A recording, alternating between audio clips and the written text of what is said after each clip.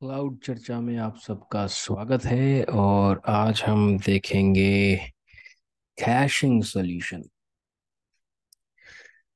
और yes, designing अ caching solution. हम लोग कवर कर रहे हैं AZ 900, जो कि अपना फंडामेंटल एग्ज़ाम है, फर्स्ट एग्ज़ाम है, बेसिक एग्ज़ाम है, जो हमको समझना बहुत ही ज़रूरी है, क्योंकि कॉन्सेप्ट क्लियर होने बहुत ज़रूरी है। और ये वीडियो उस सीरीज में नहीं है, तो वो आप चेक कर सकते हो प्लेलिस्ट के थ्रू। प्लेलिस्ट में AZ 900 अभी एक ही प्लेलिस्ट बन रही है, ये अलग है उससे। क्योंकि इस पे मैं काम कर रहा था, तो मैंने सोचा इसका भी वीडियो बना देते हैं। और ये एक बहुत ही इम्पोर्टेंट इंफॉर्मेशन है, जो और सॉल्यूशन है जो हम लोग यूज़ करते हैं अक्सर। तो इसलिए हम स्टार्ट कर रहे हैं कैशिंग सॉल्यूशन इस वीडियो में। बट हमारी सीरीज, फंडामेंटल सीरीज कंटिन्यूस रहेगी। तो चलिए समझते हैं सबसे पहले कैशिंग सॉल्यूशन की जो हम बात कर रहे हैं, ये होता क्या है, कैशिंग होता क्या है।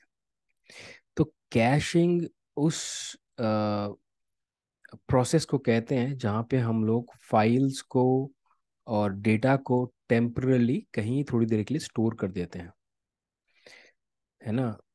और ये आपने सुना ही होगा कई बार, जैसे डेटाबेस में हम कैशिंग यूज़ कर लेते हैं या DNS में कर लेते हैं, राइट। जैसे जब भी हम ब्राउज़र पे कुछ टाइप करते हैं लाइक AYZ.com, तो ये रिक्वेस्ट सर्च करती है AYZ.com को DNS के पास जाके। और DNS के अंदर भी TTL की एक वैल्यू होती है, और उस वैल्यू के अकॉर्डिंग वो कैश भी डिफाइन होता है। कई बार आपने ट्राई किया होगा, जैसे यूजुअली लैब करते हैं जब होता है कि हमने अपना एक IIS सर्वर बनाया और हमने उसको ब्राउज किया, तो ब्राउज हो रहा है। बट कई बार क्या होता है, जैसे हमने एक लोड बैलेंसर लगाया, उसके पीछे दो वेब सर्वर लगाए, लोड बैलेंसर के IP से हमने ब्राउज किया, कई बार रिक्वेस्ट एक सर्वर पे जा रही है, कई बार दूसरे पे जा रही है। इसको हम इससे समझते हैं। अगर मैं यहाँ पे इसको रख दूँ, अच्छा ये मैं बना रहा था इसको समझने के लिए कैशिंग सॉल्यूशन को। बट अभी मैं क्या कह रहा हूँ, जैसे कि ये एक लोड बैलेंसर है, बहुत सिंपल सा। और इसके बैकएंड में हमारे पास दो मशीनें हैं, जैसे कि दो वेब सर्वर हैं, बहुत सिंपल है। और यहाँ से रिक्वेस्ट कभी इस पे जा रही है, कभी इस पे जा रही है, रैंडम बेसिस पे। ठीक है, ये है हमारे वेब सर्वर। तो कई बार आपने देखा होगा, अगर आपने ऐसी लैब बनाई है कि हमने इसकी IP को ब्राउज किया। कई बार ये वाला IS पेज दिखाता है इधर वाला, कई बार इधर वाला IS पेज दिखाता है। बट हम डिलीट भी कर देते हैं तो वो पुराना वाला ही दिखा रहा होता है। ये इसलिए होता है क्योंकि इसकी इंफॉर्मेशन ब्राउजर के कैश में पड़ी रहती है, तो इसने टेम्परली स्टोर कर लिया है इस पेज को, इसलिए दिखा रहा होता है।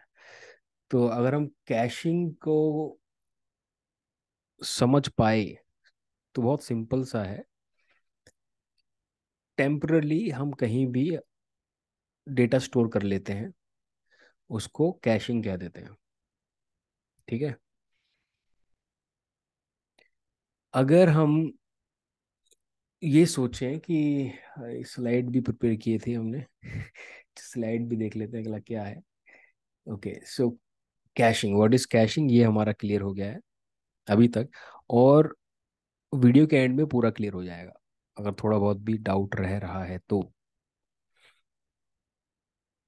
ठीक है, तो अब हम समझते हैं कि इसके बेनिफिट्स क्या हैं, हमें यूज़ क्यों करना है कैशिंग, क्यों चाहिए हमको कैशिंग।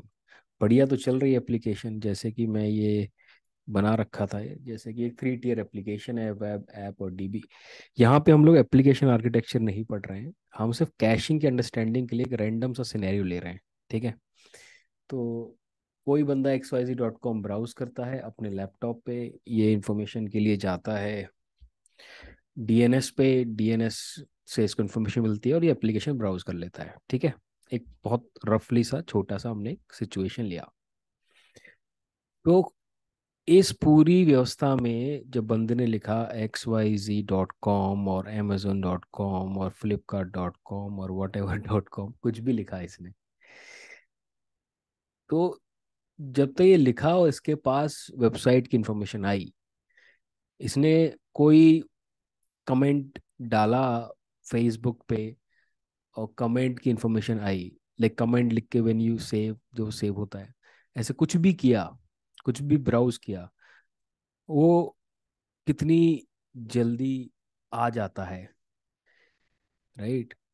जिसकी भी रिक्वेस्ट की है इसने, यहाँ एप्लीकेशन है, यहाँ से इंफॉर्मेशन ऐसे मांगी, ये यहाँ पे गया, इसने पता लगाया सर्वर यहाँ पे, फिर यहाँ से इसको वेबसाइट मिल गई।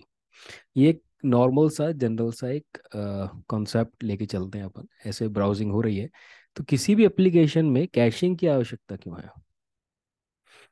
तो इसका बहुत सिंपल सा आंसर है, किसी भी एप्लीकेशन को आप कब कहेंगे कि ये एक बहुत ही बढ़िया एप्लीकेशन है? जब कहेंगे जब आप लिखेंगे XYZ.com और यहाँ बफरिंग चल रही है, या आपने कुछ कमेंट मारा पर वो सेव ही नहीं हो रहा है, या आप जब कहेंगे जैसे ही आपने एंटर किया आपको एप्लीकेशन मिल गई। मतलब परफॉर्मेंस जो भी किसी एप्लीकेशन की है वो बेहतर या बढ़िया या मस्त जब होती है, जब जैसे आप चाहें वैसे के वैसे ही आपको एप्लीकेशन की इंफॉर्मेशन मिल जाए, राइट। तभी तो ये सब कुछ एप्लीकेशन क्लाउड के आने के और बेहतर होती जा रही हैं, क्योंकि they are using a lots of technology. इसकी हम धीरे धीरे आगे बात करेंगे, बट फिलहाल हम कैशिंग तक स्टक रहते हैं। तो कैशिंग क्या करती है? हमें कैशिंग एप्लीकेशन की स्पीड बढ़ा देती है, और वो डेटाबेस की कॉस्ट भी कम करने में सहायक होती है। अब वो कैसे होता है, उसको समझने के लिए हम छोटी सी एक बात रखते हैं। हालांकि वो हम समझेंगे, क्योंकि जब हम आगे कंप्लीट करेंगे कितने तरह की कैशिंग होती है उसमें क्लियर हो जाएगा। तो मेन ये बेनिफिट्स होते हैं कि एप्लीकेशन के परफॉर्मेंस को बढ़ा देती है और डेटाबेस के कॉस्ट को कम कर देती है।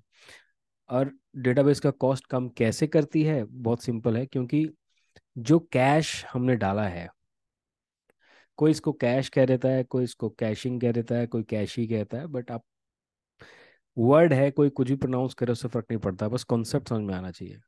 तो जो ये कैश हमने डाला है बीच में, लेट सपोज कि हमने डेटाबेस के पास कैश रख दिया है, टेम्परेरी फाइल हमने यहाँ पे रख दी है, ताकि कोई भी एक्सेस करे उस फाइल्स को तो डेटाबेस में ना जाके कैश से ही रिट्रीव करके ले आए। सिंपल सा हमने रखा कि हमने यहाँ कहीं रख दिया कैश। इसको अगर मैं थोड़ा सा चित्रकारी कर दूँ तो बढ़िया लगेगा। जैसे हमने यहाँ रख दिया कैश, तो जो हमारी रिक्वेस्ट है वो पहले यहाँ जा रही है, यहाँ चेक कर रही है, अगर कैश में माल पड़ा है तो वहां से उठा लेगी, नहीं तो डीबी से लेके आएगी। ठीक है। तो इससे क्या हो रहा है कि जो ये कैश यहाँ पे रखा हुआ है, ये अपना अलग, और जो कैश है ये इन मेमोरी है, मतलब कि इसका अपने खुद का बहुत ज़बरदस्त परफॉर्मेंस होती है मेमोरी में जो काम करता है। ये आपने सुना ही होगा, जो रैम होता है, random access memory, usually server में वही यूज़ करते हैं। एनीवेज, तो ये इन मेमोरी कैश है, और ये खुद ही हंड्रेड्स ऑफ थाउजेंड्स ऑफ आईओप्स दे देता है। आईओप्स क्या होता है? इनपुट और आउटपुट, डेटा का जाना और आना पर सेकंड का ये एक यूनिट है नापने की कितनी बढ़िया परफॉर्मेंस आपका कोई भी ये दे रहा है, कैश दे रहा है या डेटाबेस दे रहा है, ये एक आईओप्स एक वो है। तो अगर यहाँ पे हमने कैश डाला हुआ है जिसकी खुद की परफॉर्मेंस बहुत बढ़िया है, तो ये तो ऑब्वियस सी बात हो जाती है फिर कि जो डेटाबेस के ऊपर लोड कम पड़ेगा, राइट।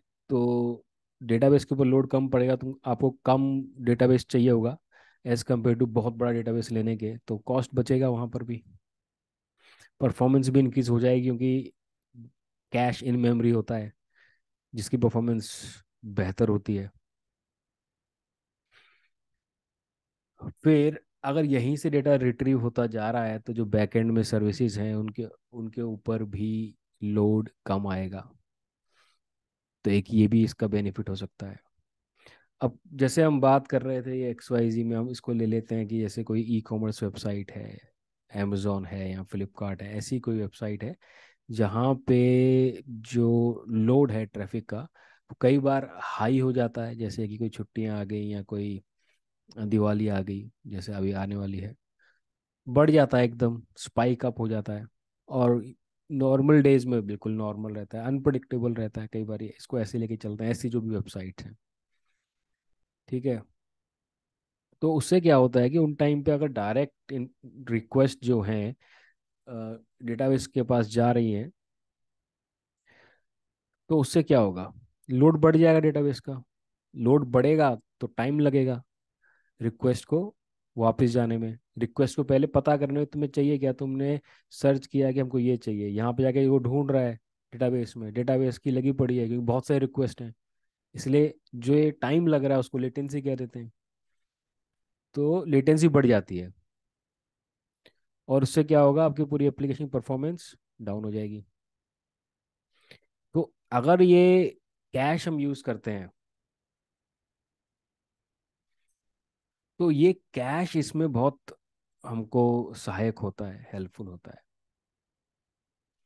ठीक है, क्योंकि अब इंफॉर्मेशन यहीं से रिट्रीव हो गई, डेटाबेस को कम तकलीफ दी जाएगी, सारी रिक्वेस्ट में से 40-50% तो यहीं से रिट्रीव हो जाएंगे, बिकॉज सब लोग ऑलमोस्ट सेम ही चीज़, 40-50% अगर कोई ई कॉमर्स वेबसाइट है तो लगभग सेम ही चीज़ सर्च कर रहे होंगे, तो वो यहीं से मिल जाएगी इन्फॉर्मेशन रादर देन डेटाबेस को। तो वहाँ पे ये बहुत हेल्पफुल होता है। तो उससे क्या होता है, आप डेटाबेस का लोड कम हो जाता है, even in those kind of situation जो हमने बात करी, unpredictable e commerce websites type ही हैं। जरूरी नहीं ई कॉमर्स, यानी ऐसी कोई सी वेबसाइट जहाँ पे हम लोग जो लोड है वो कभी भी स्पाइक अप हो सकता है, डाउन हो सकता है, इस तरह का है, तो वहाँ पे कैश को यूज़ करके हम एप्लीकेशन को बेहतर बनाते हैं। और कई बार क्या होता है कि जो डेटाबेस होता है, जैसे कि सपोज करो कोई एक एप्लीकेशन है जहाँ पे नॉर्मल इंस्टाग्राम ले लो, या फेसबुक ले लो, या ट्विटर ले लो, ऐसे कोई भी एक एप्लीकेशन ले लो जहाँ पे सेलिब्रिटीज़ हैं। तो अब सेलिब्रिटीज़ की प्रोफाइल को ज़्यादा खंगाला जाता है, हर कोई देखना चाहता है। तो उससे क्या होता है कि एक पर्टिकुलर पॉइंट पे, हॉटस्पॉट कहते हैं इसको, पॉइंट इन द सेंस एक पर्टिकुलर प्रोफाइल को ही हर कोई जाके एक्सेस करे जा रहा है, करे जा रहा है, करे जा रहा है। तो पूरा डेटाबेस मस्त बैठा है, कोई दिक्कत नहीं, बट एक पर्टिकुलर जगह पे एक्सेस हो रहा है, तो उसको हॉटस्पॉट कहते हैं, डेटाबेस हॉटस्पॉट। उसको ही हर कोई जाके रिट्रीव कर रहा है, कमेंट कर रहा है, देख रहा है, डिलीट कर रहा है, जो भी है। बाकी सब पूरा डेटाबेस नॉर्मल पड़ा हुआ है, बट एक ही पर्टिकुलर पॉइंट, जिसका हमने एग्जांपल लिया, प्रोफाइल ऑफ ए सेलिब्रिटी, तो उसमें भी ये बहुत हेल्पफुल होता है इस तरह की सिचुएशन में। क्योंकि हम, ऑब्वियस सी बात है, इस तरह की इंफॉर्मेशन हमारे, क्योंकि वो चेंज नहीं हो रही है इतनी जल्दी, तो कैश इसमें हेल्पफुल हो सकता है, क्योंकि वो कैश से ही उसको रिट्रीव कर लेंगे, इन मेमोरी कैश इसकी ऑलरेडी परफॉर्मेंस बहुत बेहतर होती है। तो ये इस तरीके से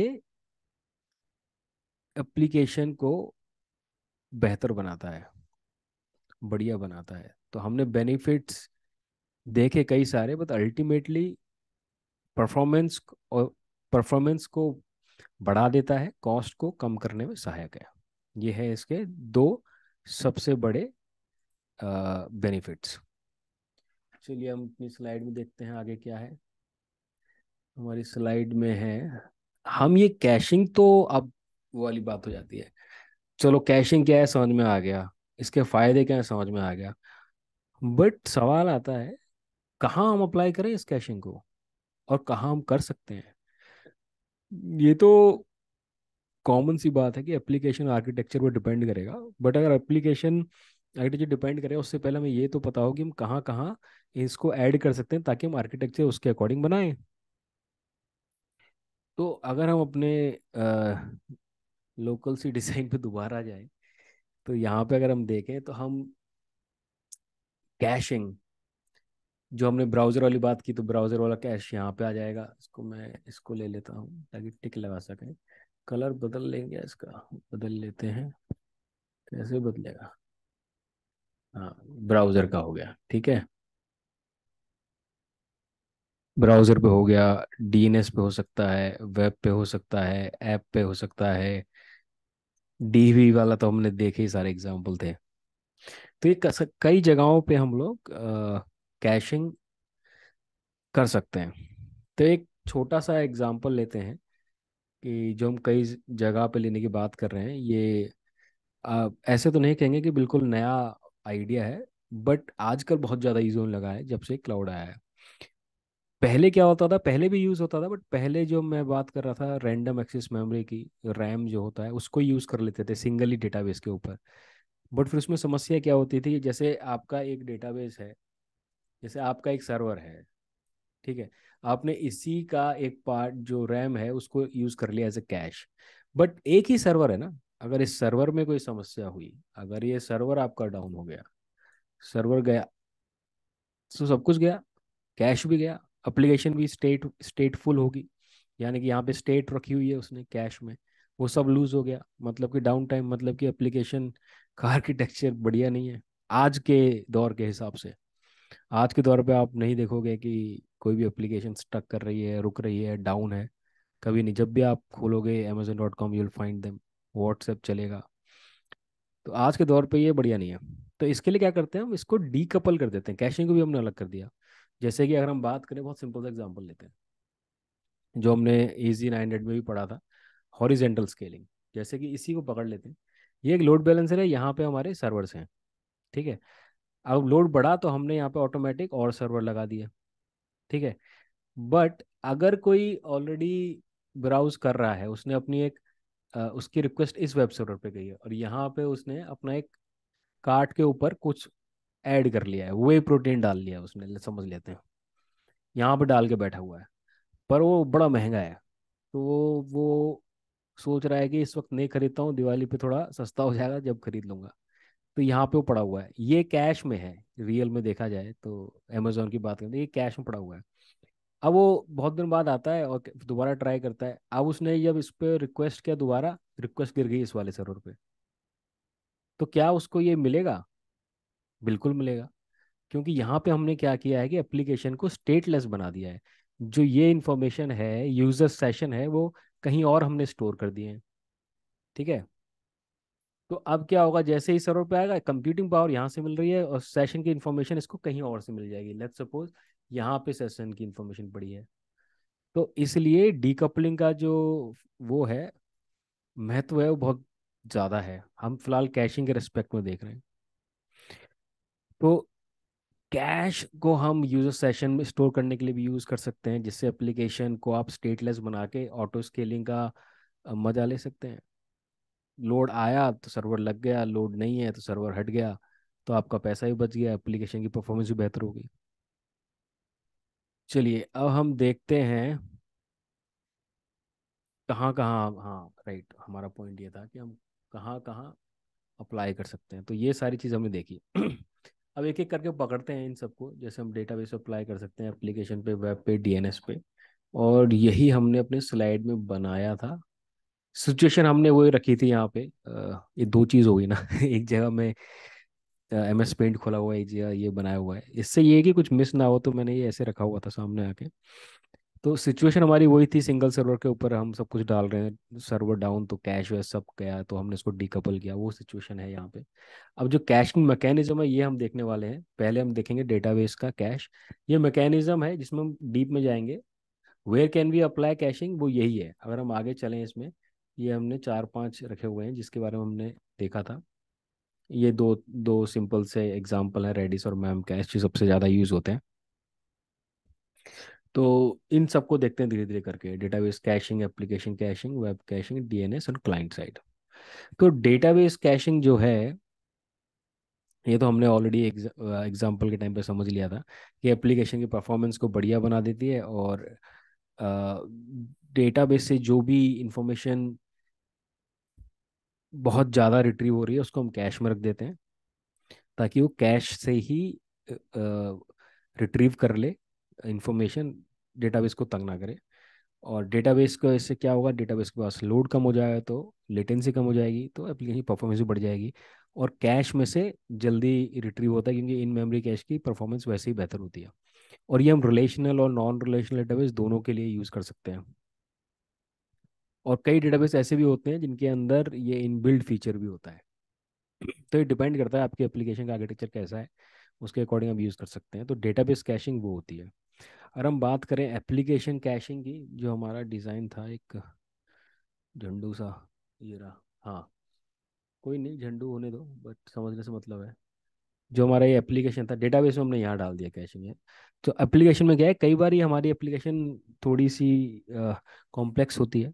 बिजनेस लॉजिक जो है वो थोड़ा सा बड़ा होता है, ऐसे समझ लेते हैं कि कॉम्प्लिकेट होता है, उसमें बहुत ज़्यादा टाइम लगता है उसको रन होने में।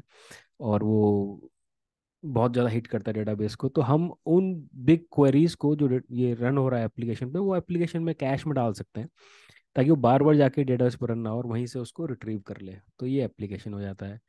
वेब कैशिंग का बहुत बढ़िया एक व्यवस्था है। वेब में यूजुअली क्या होता है कि स्टैटिक कंटेंट होता है, जैसे वीडियोस हो गए या इमेज हो गई या HTML के पेजेस हो गए। अब कोई यहाँ से ब्राउज कर रहा है, ठीक है, और अगर आपने एक चीज़ ले रखी है, जैसे मान लो कि एज लोकेशन जो कहते हैं, और इसको कंटेंट डिस्ट्रीब्यूशन नेटवर्क भी कहा जाता है, CDN। ये हम आगे पढ़ेंगे सब डीप में, बट यही मैं थोड़े दिन पहले कुछ प्रिपेयर कर रहा था, तो मैंने सोचा इसको शेयर कर देते हैं। तो जो CDN होता है, तो उसमें क्या होता है कि जो ये यहाँ से ब्राउज कर रहा है, व्यवस्था को जो यहाँ से ब्राउज कर रहा है, ये सिंपल सा CDN से ले आएगा वेब पेज को, रादर देन यहाँ से लेके आए। अगर TTL नहीं गया है और सब कुछ सही है, तो यहाँ से ले आएगा। तो ये एक तो ये इसके पास हो गया, तो ये नेटवर्क का जो डिस्टेंस है, क्योंकि कुछ भी हो फिजिक्स के लॉजिक तो रहेंगे ना, तो ये पास रहा तो ऑब्वियस सी बात है, तो जल्दी आ जाएगा। और CDN में कैश में रहा है तो और जल्दी आ जाएगा, रादर देन कि वेब पे जाए बार बार। तो जो बड़े बड़े वीडियो इमेजेस होते हैं हाई हाई रेजोल्यूशन के, वो CDN को यूज़ करके एप्लीकेशन को बेहतर कर सकते हैं। तो वहाँ पे वेब कैशिंग भी हो जाती है। DNS का हमने पहले देख लिया था। जब भी DNS हम सेटअप करते हैं, वहाँ पे TTL वैल्यू होती है, तो उतने टाइम के लिए आपका जो IP रेजोल्यूशन होता है वो आपके सिस्टम में रहता है। जब भी आप ब्राउज करके, वो बार बार नहीं जाएगा DNS के पास, उसको इन्फॉर्मेशन होगी कैश में, वहीं से सीधे वो वेबसाइट पे जा सकता है। और जो हमारा एक और लास्ट था वो था क्लाइंट साइड। क्लाइंट साइड जो था वो वही था जो हमने शुरू में देखा था, कि ये हमारे डिवाइस पे अप्लाई होता है, जैसे कि हमारा मोबाइल फ़ोन हो गया, डेस्कटॉप हो गया। जो ये एग्जांपल दिया था कि हमने एक वेबसाइट उड़ा भी दिया, उसके बाद भी एक ही पेज आता रहता है, जो ब्राउज़र कैशिंग होती है, उसी को क्लाइंट साइड भी कैश देते हैं। तो यही था। वो इसलिए ऊपर नीचे हो गया क्योंकि ये MS पेंट भी मैंने ओपन किया हुआ था, और हमने ये भी ओपन किया हुआ था। तो रेडिस और जो मेम कैश है, ये सबसे ज़्यादा पॉपुलर हैं, फेमस हैं, यूज़ की जाते कैशिंग इंजन्स हैं। जो मेम कैश है ये बहुत फास्ट है, और रेडिस है ये भी बहुत यूज़फुल है, परसिस्टेंट है, मोर परसिस्टेंट कैशिंग इंजन है। एजोर का भी अपना एक है, जो कि बैक्ड करता है रेडिस से, क्योंकि रेडिस तो एजोर ने डेवलप नहीं किया है, बाहर का है, ओपन सोर्स का है। तो एजोर का जो है उसको एजोर कैश फॉर रेडिस कह देते हैं, जिसको हम देखेंगे कभी। तो ये थी थोड़ा सा प्रयास कैशिंग को समझने का। होपफुली ये समझ में आया हो, कुछ हेल्प हुई हो। अ, अगर कुछ समझ में ना आया तो कमेंट कर सकते हैं, लाइक शेयर सब्सक्राइब कर सकते हैं। और मिलते हैं अगले वीडियो में, तब तक के लिए पढ़ते रहिए, सीखते रहिए। Take care.